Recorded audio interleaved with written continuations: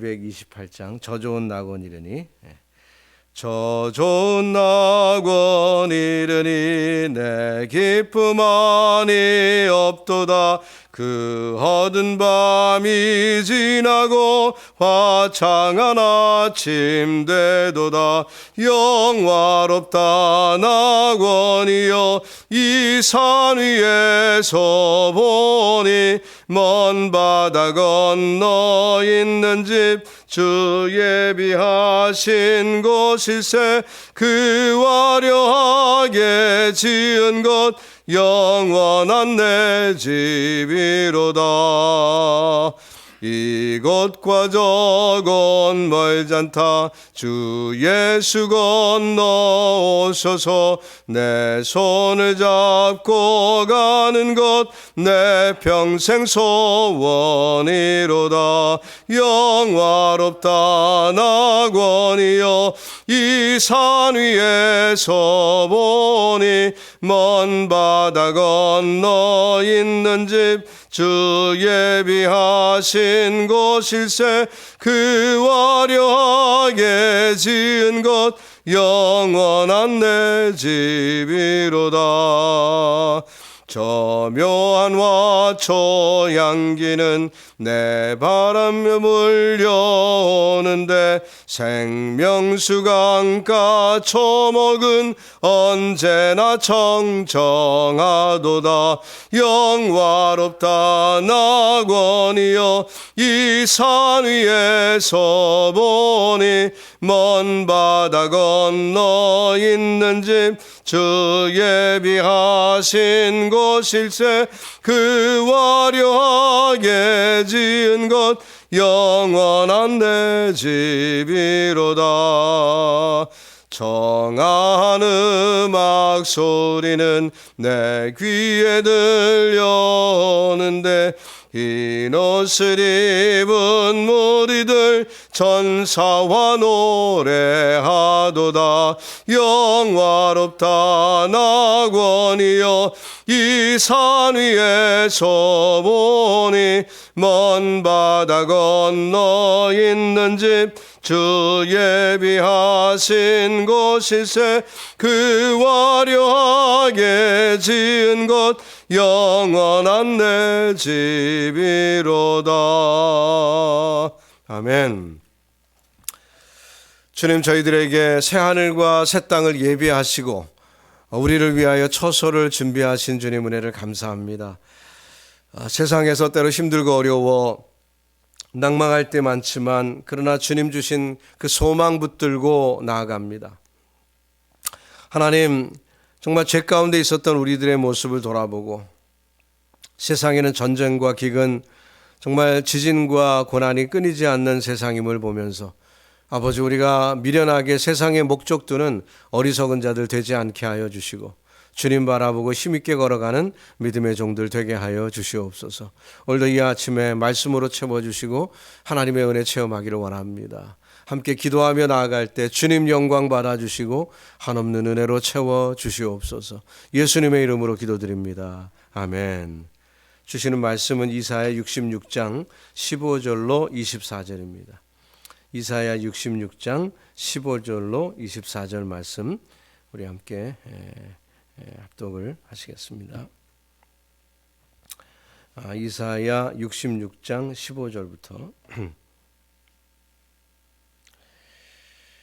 지금 이상하게 그 인터넷이 잘 안 되는데요. 예, 아무것도 안 건드렸는데 지금 라이브가 안 되고 있습니다.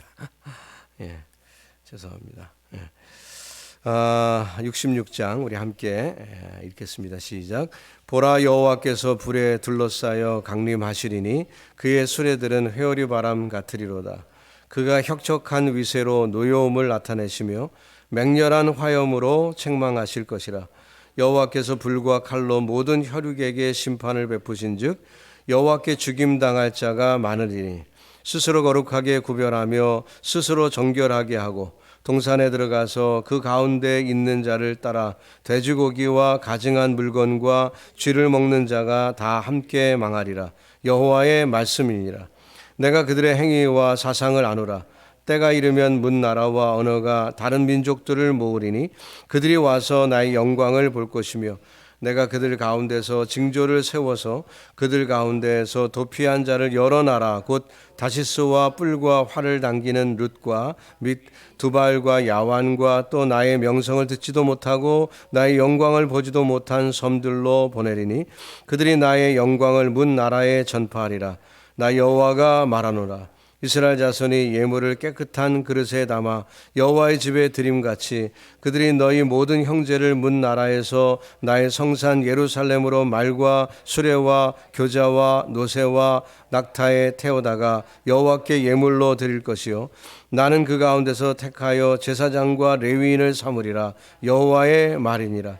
내가 지을 새 하늘과 새 땅이 내 앞에 항상 있는 것 같이 너희 자손과 너희 이름이 항상 있으리라. 여호와의 말이니라. 여호와가 말하노라. 매월 초하루와 매 안식일에 모든 혈육이 내 앞에 나와 예배하리라. 그들이 나가서 내게 패역한 자들의 시체들을 볼 것이라. 그 벌레가 죽지 아니하며 그 불이 꺼지지 아니하며 모든 혈육에게 가증함이 되리라. 아멘. 대단원의 막을 내리는 이사야 66장 마지막 부분까지 읽었습니다. 이사야 선지자의 이름의 그 원어의 발음은 우리말로는 이사야 이렇게 했지만 원어 발음은 예샤야후입니다. 예샤야후. 발음이 좀 어렵죠. 그 이름의 뜻은 여호와는 구원이시다라는 뜻이에요. 참 좋은 뜻이죠. 여호와는 구원이시다. 66편에 달하는 장편의 그 책의 내용과 긴밀한 관계가 그의 이름과 함께 있음을 볼 수가 있습니다. 이름이 그렇듯이 구원은 하나님이 은혜로 베푸시는 그 사실을 가르치는 것이 이 66장 이사야 전체의 목적입니다. 직접적으로는 유다의 부패를 지적을 했죠. 그래서 그들에게 회개를 촉구하는 메시지를 하나님은 베푸셨습니다. 유다의 임하는 환난의 원인은 그들의 죄악과 영적 타락에 기인한 것이고 회복을 원한다면 주의의 열광이 아니라 하나님만을 신뢰해야 된다라고 말씀하고 있습니다. 자, 오늘 말씀은 이사야의 그 마지막 결론 부분입니다. 하나님은 반드시 심판하실 것이고 열방 가운데 하나님의 구원이 임할 것이라는 그 말씀을 우리에게 주시고 있습니다. 먼저 이 앞부분에서는 불과 칼을 통한 하나님의 심판이 있을 것인데 특히 15절로 16절 말씀을 보면 패역한 유대인을 심판하시려고 하나님이 위험 있게 임하시는 그런 장면을 소개하고 있습니다. 15절을 보면 여호와께서 불에 둘러싸여 강림하시리니 그의 수레들은 회오리 바람 같으리로다 그렇게 말씀하고 있습니다. 자, 불에 둘러싸여 강림하시는 그 수레, 불수레의 모습 누가 지금 연상이 됩니까? 이 모습을 보면 엘리야의 그 승천의 모습이 이미지가 떠오르게 되죠. 자, 하나님의 심판을 지금 선언하는데 여러분이 장엄한 그 모습을 우리가 한번 상상해 볼 때 이거 대단한 그런 모습이죠. 그리고 16절 말씀에서 하나님은 엘리야를 통해서 이 갈멜산에서 바알과 아세라 선지자를 바알과 아세라를 섬기던 선지자들을 다 쓸어버리는 칼로 심판하시는 그런 모습과 흡사한 그런 모습을 우리에게 또 소개하고 있습니다. 자, 이제 이어서 17절 말씀을 보니까 우상에 빠진 죄를 지적하는데 스스로 거룩하게 구별하며 스스로 정결하게 하고 동산에 들어가서 그 가운데 있는 자를 따라 돼지고기와 가증한 물건과 쥐를 먹는 자가 다 함께 망하리라. 자, 이 말씀을 보니까 어때요? 돼지고기를 먹는다, 부정한 음식을 먹고 있어요. 가증한 물건을 먹는 그런 모습들, 나름 신앙생활을 한답시고 스스로 거룩하게 구별하고 또 몸을 깨끗하게 한다고 하였지만 결국 그들이 우상숭배를 하며 하나님의 율법, 부정한 음식을 먹는 율법을 거부하고 있는 그들의 모습을 얘기하고 있어요. 즉 이중적인 삶을 살고 있었다는 거예요. 하나님을 섬긴다고 말은 하지만 실질적으로는 섬기지 않았던 그들의 신앙의 모순을 지적을 하신 거죠. 자, 그런 자들을 향하여 18절에 보면 분명히 내가 그들의 행위와 사상을 아노라 라고 말씀하십니다. 하나님이 아신다는 거예요. 그러면서 말씀하기를 내가 그들의 생애와 사상을 아노라. 때가 이르면 문 나라와 언어가 다른 민족들을 모으리니 그들이 와서 나의 영광을 볼 것이다. 즉 이방을 부를 것이다 라고 예언하고 있어요. 자, 외식하는 그들의 행위와 사상을 다 아신다. 사람들은 속일 수 있어도 하나님은 속이지 못할 것이다 하는 것이죠. 그 18절 후반에는 이방인들을 부르실 것이다 라고 얘기하셨어요. 그래서 이방인들이 하나님의 영광을 보며 하나님을 높일 것을 선포합니다. 자, 이스라엘 사람들이 더럽다라고 이방인들을 이렇게 취급하였는데 오히려 그들이 하나님의 쓰임 받고 또 하나님의 영광을 볼 것이다 이렇게 말씀하고 있습니다. 이방인들을 들어 사용하신다는 이 말씀은 이사야의 이 결론 부분에서 다소 충격적인 말씀이 아닐 수가 없을 거예요. 이스라엘 사람들이 지금 유대 백성들이 이 이사야 말씀을 대하고 읽을 때 아마 충격을 받겠죠. 그 원인이 뭐였어요? 그들이 하나님의 말씀에 순종하지 않았기 때문에 결국 하나님께서 이방인들을 통해 그 역할을 감당하시겠다라고 예언하셨고 그 일은 실제로 지금 이루어졌죠. 19절에 보면은 열방에서 돌아온 자들 중에 전파자를 세워서 그 지역에 가서도 선포하신다는 말씀을 하십니다.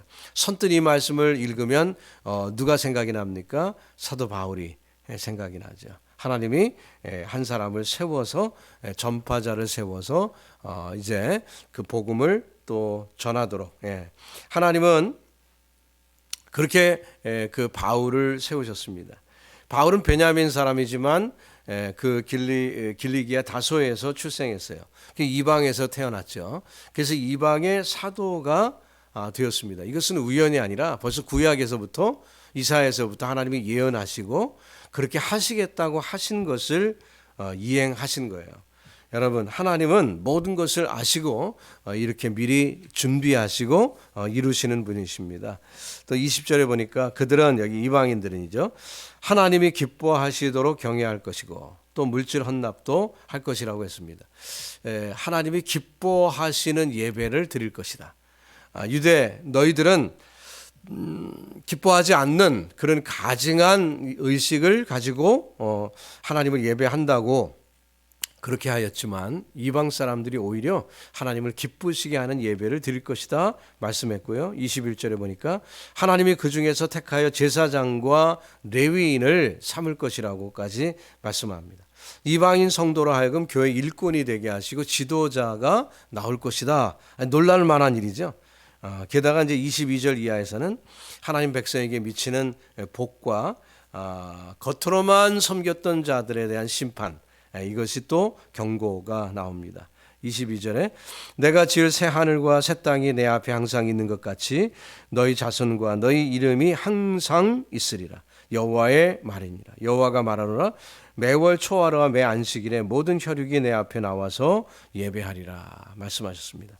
모든 혈육, 이방인을 포함한 모든 사람들이 나와서 하나님을 예배할 것이다. 자, 하나님의 백성에 미칠 복은 결코 없어지지 않을 것이고 하나님의 예언대로 이루어졌습니다. 저와 여러분에게 이 새 하늘과 새 땅은 펼쳐져 있으며 하나님 앞에 늘 있듯이 우리 앞에도 있게 된 것입니다. 자, 그래서 온 성도들이 하나님 앞에 꾸준히 예배를 드리고 심지어 세상이 끝난다 할지라도 이 예배는 계속될 것입니다. 그래서 우리가 이 땅에서 인생을 다하고 천국에 가도 여전히 어때요? 예배는 계속되는 거예요. 자, 이 이사야서의 결론을 우리가 다시 한번 지적한다면 최후 심판 때 목자가 양과 염소를 구별하실 것이고 진실된 예배자를 찾아 그들로 예배케 하신다 하는 말씀이죠. 저와 여러분이 그 부르심을 받은 하나님의 백성임을 믿습니다. 그래서 우리가 정말 영원한 은혜, 우리가 일시적인 은혜가 아니라 영원한 은혜를 누리기 위해서 하나님이 우리를 부르신 만큼 정말 우리의 삶을 잘 점검하고 혹시 나도 저 유대인들처럼 형식과 의식에 빠져서 그저 거칠애식 신앙생활을 하지는 않는가 스스로를 돌아볼 필요가 있겠죠. 그래서 하나님의 백성이라는 정체성을 확인하고 또 그 모습 가운데 주님이 우리를 부르신 그 뜻대로 하나님을 마음껏 섬기는 저와 여러분 되기를 예수님의 이름으로 축복합니다. 기도하겠습니다. 주님, 그 백성을 부르시고 하나님의 자녀 삼으셨으나 그러나 아버지 저들은 우상을 섬기며 헛된 욕심에 빠져 형식으로 치우친 겉모양의 예배만 드리고 말아 결국 하나님의 마음을 근심케 했습니다. 하나님은 그들이 돌아오기를 원하셨으나 그러나 아버지 저들이 들어오지 않자 이방을 향하여 복음을 선포하셨고 급기야 이방 가운데 제사장을 삼으며 하나님께 영광을 돌리도록 하셨습니다. 아버지, 저희를 부르신 하나님의 경륜과 섭리가 얼마나 오묘한지 주님은 우리를 부르셨고 우리에게 새 하늘과 새 땅을 예비해 주신 줄 믿습니다. 오늘 이 시대를 살아가며 주님께 영광 돌리는 저희들 되게 하여 주시고 하나님의 뜻에 따라 믿음 가운데 살아가는 우리 모두 되도록 하나님 역사하여 주시옵소서. 오늘도 부르신 하나님의 뜻을 체험하며 믿음 가운데 살기를 원합니다. 아버지 주관하여 주시고 주님 앞에 쓰임받는 믿음의 종들이 다 될 수 있도록 하나님 함께하여 주시옵소서. 오늘도 이 아침에 기도합니다. 간구합니다. 모든 간구 하나님 응답하여 주시옵시고 주여 주의 뜻 가운데 오늘도 승리하는 복된 하루 되게 하여 주시옵소서. 예수님의 이름으로 기도드립니다. 아멘. 하늘에 계신 우리 아버지여, 이름이 거룩히 여김을 받으시오며 나라 임하옵시며 뜻이 하늘에서 이룬 것 같이 땅에서도 이루어지이다. 오늘날 우리에게 일용할 양식을 주옵시고 우리가 우리에게 죄 지은 자를 사하여 준 것 같이 우리 죄를 사하여 주옵시고 우리를 시험에 들게 하지 마옵시고 다만 악에서 구하옵소서. 대개 나라와 권세와 영광이 아버지께 영원히 있사옵나이다. 아멘. 나누어서 기도하시겠습니다.